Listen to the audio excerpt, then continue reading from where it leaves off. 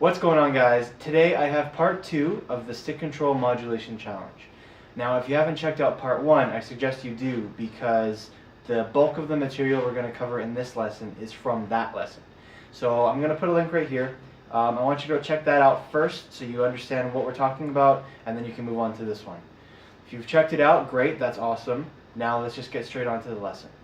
So in part 2, we're going to add a foot pattern. Now the foot pattern is going to be the Brazilian Baião. If you don't know what that is, the bass drum is going to line up on beat 1, the end of 2, and beat 4. Hi-hat's going to be on 2 and 4. What that sounds like is this.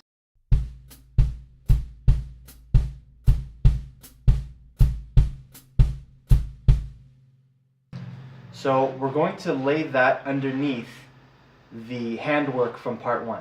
It's a pretty straightforward part 2, but it's going to improve your independence and also just your versatility around the kit because you've got all 4 of your limbs doing something now. I want you to work through these exercises for at least 8 bars, 8 to 12 bars. That's kind of like the good range for it. For example, exercise number 1 is a single stroke roll, right, left, right, left, right, left. 8 bars for the 8th note version, 8 bars for the triplet version, and 8 bars for the 16th note version. And then you move on to exercise 2, and you go all the way to 8, while keeping everything the same. One thing you can do is, once you finish the 16th note part of it, take a bar and just kind of rest for that bar, and then start the next exercise right away. Instead of trying to start it back to back to back to back to back, that's really difficult to do. Take a bar, and you'll see in the example that I'm going to show, even though I'm going to demonstrate for 4 bars, I want you to do the same thing but for 8 or 12. So without further ado, let's do a demonstration of the lesson.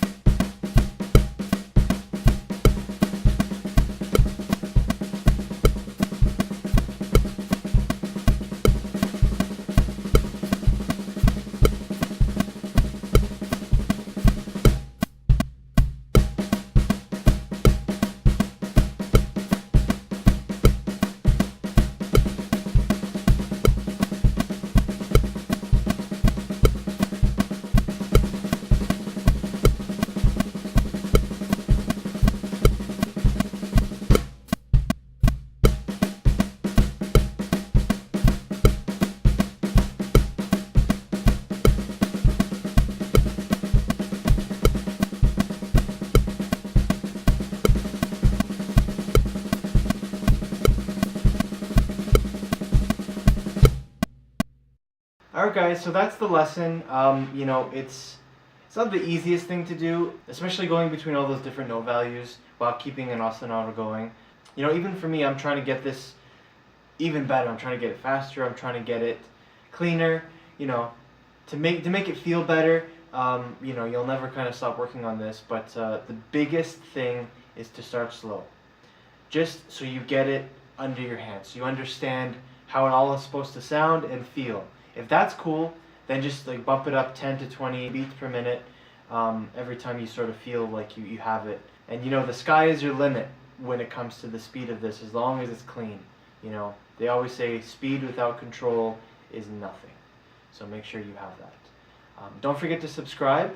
I put out lessons and cover videos and just have a lot of fun with this kind of stuff. So if you have any requests, by all means, just send me anything you want, whether it be a lesson or a song you want to hear, and I'll gladly oblige.